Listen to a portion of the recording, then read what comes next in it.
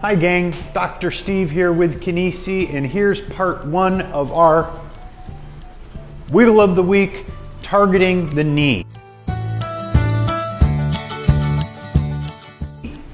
We're going to first begin with localized mobility. So what we're going to do is take the knee through a range of motion specific to the knee, but as always, we're going to manipulate all three planes of motion.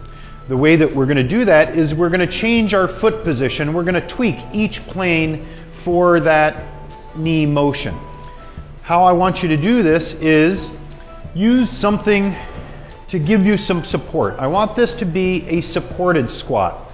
So I'm going to show you from the side because an important part is the sequence of the motion. You're going to hang on to something solid like a chair, a countertop. A sink is a really nice place because you can wrap your fingers around something solid and it can give you some good support to take a little load off of the knees, but let you go through a range of motion. So what we're going to do is you're going to hang on. The first part of the motion is really bringing the hips back, and then you're going to bend your knees and squat down. So the sequence is hips go back first, and then the knees bend. If you need to break it up and just do two separate movements where the hips go back and then you bend the knees, that's okay. But as you get some practice, we want to get into a fluid movement. So as you're hanging on, your hips go back, the knees bend, and then come back up all the way to standing. Now the way that we're going to tweak each plane is that first we're going to start with the feet hip width apart, toes pointed forward. That's our neutral stance. So you're going to begin with a few of those. Then we're going to bring the left foot forward. The motion is the same, where you bring the hips back first and then bend the knees. Then we go with the right foot forward. Again, same sequence, hips go back first, knees gently bend. Then we're going to do the side to side where the feet are narrow. Then we're going to go wide, so wider than the hips. This is the side to side frontal plane that we're manipulating.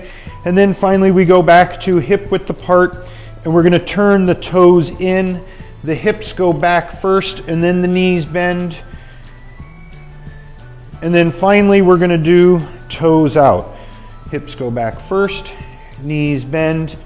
Now you might be saying, that seems a little difficult, and if you have a sore knee, it might feel like it's too much.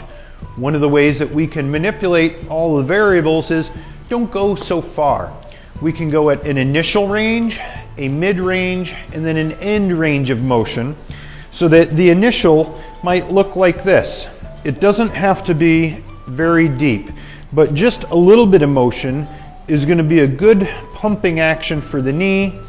When that's feeling better, then you can go mid-range and just go about halfway down. As that continues to feel better, then you can go to end range where you drop into a deeper squat and ask the knee to bend a little more.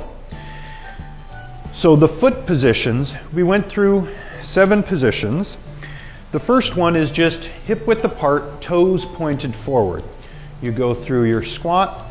Then we manipulate the sagittal plane. We tweak it with the left foot forward, squat, and then we tweak the right foot forward, and you squat. Then we go into the side to side or frontal plane. You go narrow, where your feet are just inside your hips. You do the squats, and then we go wide, wider than the hips, and then you do your squat. For the transverse plane, we go back to hip width apart, but what you're going to do is you're going to angle your toes in. So a pigeon-toed position, you go through the squat motion, and then you angle your toes out. Each time we change the start position of the feet, we're changing the joint angles and we're changing the emphasis on the muscles.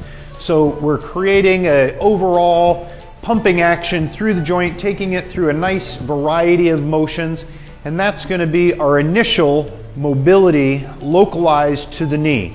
And remember, keep wiggling, and we'll see you next week.